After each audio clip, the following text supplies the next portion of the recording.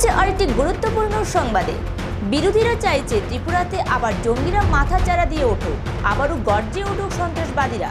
বুধবার বিরোধীদের সমালোচনায় জিরানিয়াতে পরিবহন দপ্তরের এক অনুষ্ঠানে এমনটাই বললেন মুখ্যমন্ত্রী ডক্টর মানিক সাহা।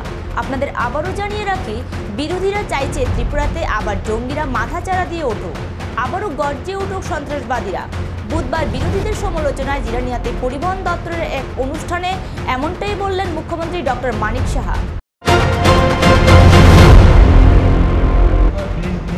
এই দিক দিয়ে কতদিন হাঁটাহাঁটি করলাম, বিশ্বকর্মা পূজার সময় এগুলো আমরা 5 বার 6 বার করে হাঁটতাম, এবং এই জায়গায় আজকে এত সুন্দর একটা ইন্টিগ্রেটেড পার্কিং প্লেস হবে, এটা আমার কল্পনারও বাইরে।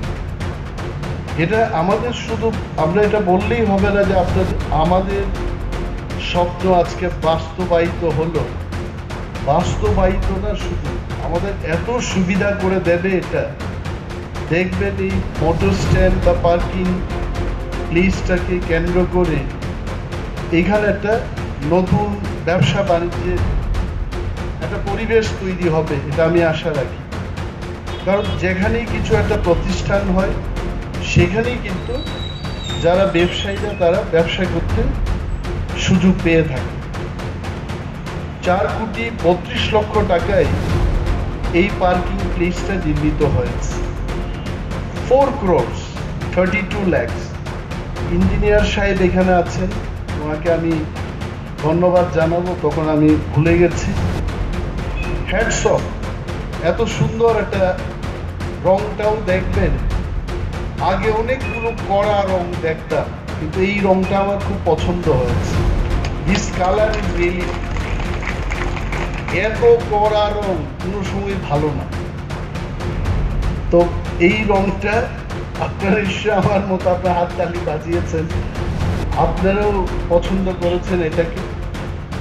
এবং শুধু তা না, আজকে রাজ্যের বিভিন্ন প্রান্তে আমাদের মাননীয় এমএলএ মহোদয় বলেছেন জিরানিয়ায় একটা অত্যাধুনিক state of the art technology দিয়ে 13,25,00,000 টাকা দিয়ে একটা মোটর স্ট্যান্ড নির্মিত হবে।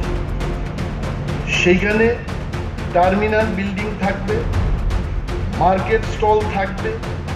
অর্থাৎ একটা মোটর স্ট্যান্ডের মধ্যে শুধু গাড়ি থাকবে, যাত্রীরা থাকবে, এটা হবে না। যদি কেউ কিছু কিনতে চায়, কেনাকাটার সেই ব্যবস্থাও থাকবে, শৌচালয়ের ব্যবস্থা থাকবে। তারপর বিশ্রাম নিতে পারবেন যারা ধরুন 1 ঘন্টা বাদে বাস সেখান থেকে যাবে, বিশ্রামের